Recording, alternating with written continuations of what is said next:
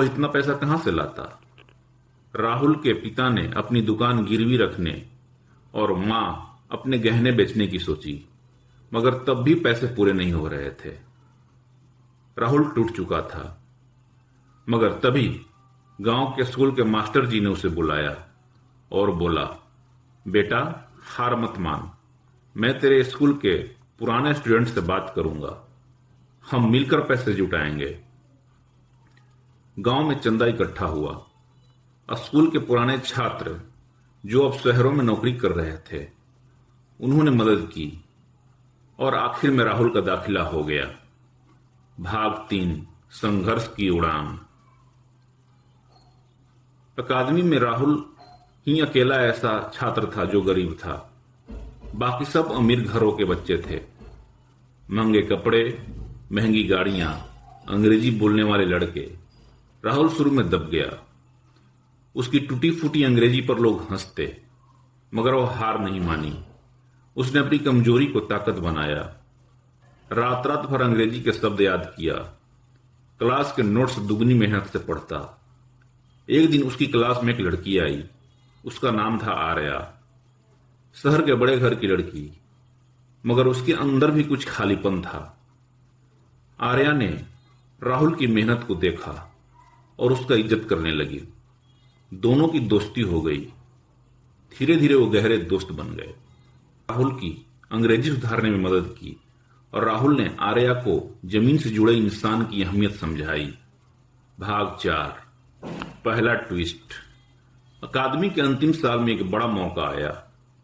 Top pilot को international training के लिए स्कॉलरशिप मिलनी थी। राहुल और आर्या दोनों प्रतियोगिता में थे। राहुल ने शानदार प्रदर्शन किया, मगर जब रिजल्ट आया तो लिस्ट में राहुल का नाम नहीं, आर्या का था। राहुल को झटका लगा।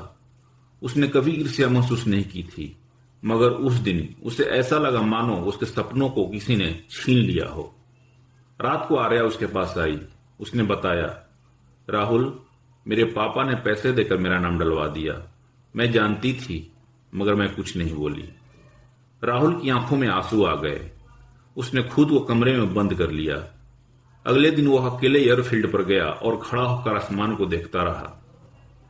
भाग 5, हौसलों की उड़ान। एक हफ्ते तक राहुल किसी से बात नहीं की, मगर फिर उसे अपनी मां का कहा याद आया, बेटा, हार वही मानता है जिसके हौसले टूट जाते हैं। तू तो मेरा बाज है, ऊंची उड़ान भर। उसने दूसरी एयरलाइनों में अप्लाई किया। छोटे छोटे एयरपोर्ट्स पर नौकरी की। ग्राउंड स्टाफ से शुरू किया, फिर ट्रेनिंग पाई। सालों की मेहनत के बाद एक दिन वह को पायलट बना, फिर कैप्टन।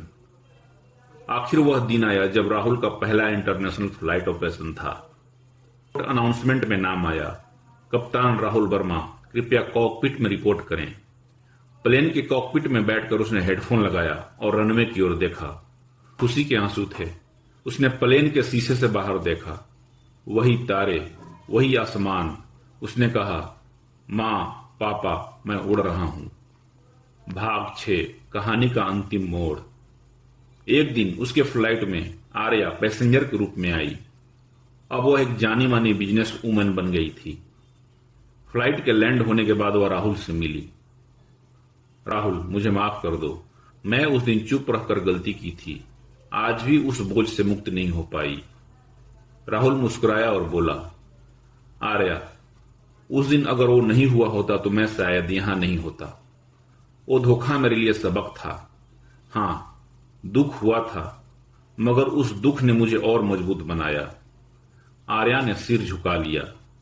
तुम आज भी पहले जैसे ही हो, बड़ा दिल वाला।